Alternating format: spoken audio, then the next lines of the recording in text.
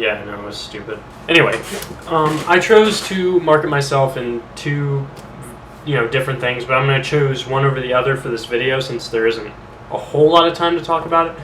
I'm going to focus on freelance writing just because that is the thing I really, really want to do.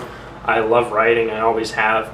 I'm marketing myself through 3 primary social media platforms with that, and I did Facebook, Twitter, and YouTube. I based my marketing structure off of another famous screenwriter. You may have heard of him, may not have.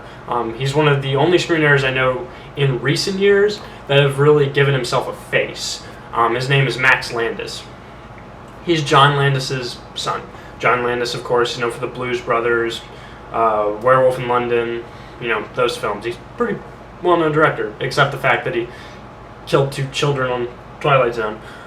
Anyway, I chose to market myself through 3 primary platforms, the same way Landis does it. Through Twitter, he uses it mainly for, conversing with his fans. He expresses ideas he has about the industry, really gets people to know him, because a good way for people to contact you and market, is to be personable.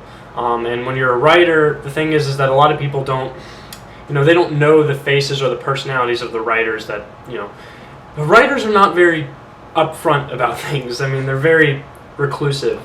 And getting your face out there in a personable way is a good way to connect with other writers and other people in the industry, because they're like, hey, I know that guy and I have an idea of what he can contribute to the industry. Facebook would be so I can post, my thoughts, maybe similar to Twitter, only that Facebook you have a much longer, character, more characters to write within.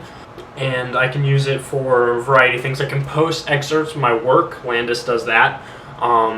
Little quips, try to entertain my audience. Twitter and Facebook, a lot of time these days, are used for people with, people who are known in the industry for they're jokes. And then my YouTube will be my actual work platform, because I also want to be a director and a writer. Freelance writing is a little different, but with Landis, what he uses Facebook for is he has small, tiny projects. He had one that went viral a couple years ago. It's called The Death and Return of Superman. Recommend you check it out. It's really funny.